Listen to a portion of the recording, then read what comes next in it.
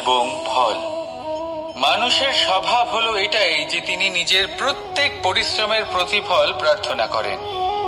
বেশিরভাগ সময় এই ফলাফলের চিন্তা করতে করতে, কল্পনা করতে করতে উনি কর্ম করতে থাকেন যে আমি এই কাজটা করলে এই ফল পাবো।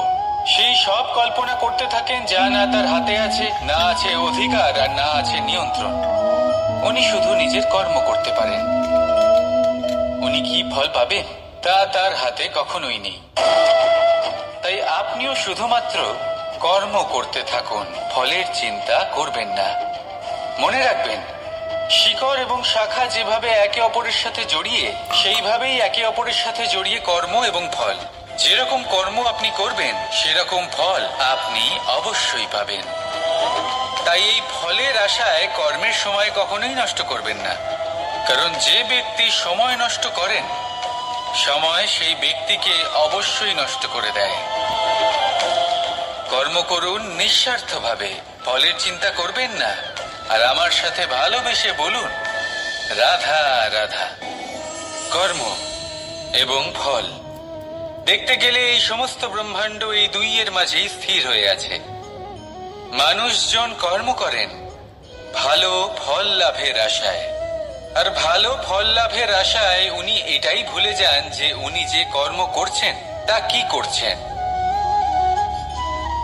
আমি বলেছিলাম কর্ম করুন ফলের চিন্তা না করে, কিন্তু কি কর্ম করছেন সেই বিষয়ে ভাবাটাও অত্যন্ত আবশ্যক।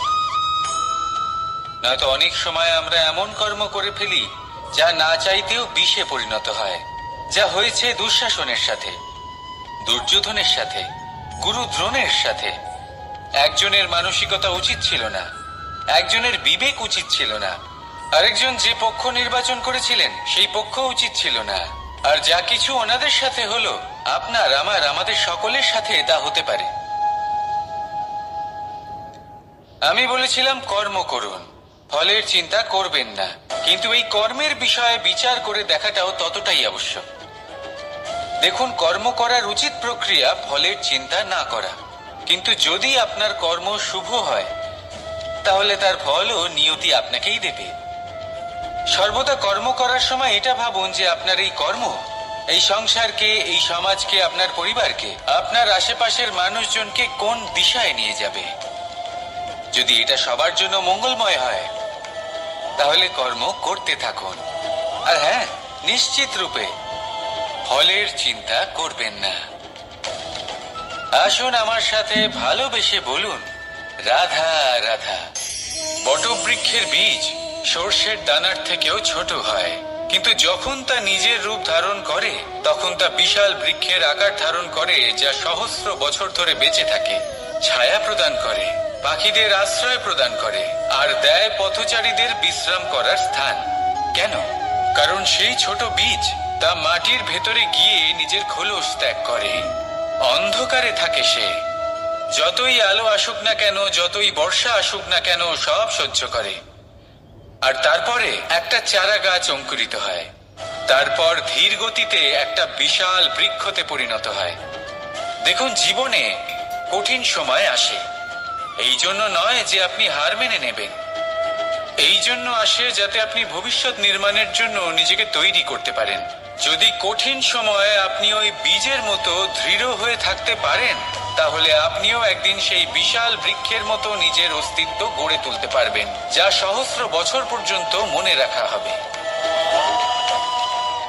আসুন আমার সাথে ভালোবেসে বলুন রাধা রাধা।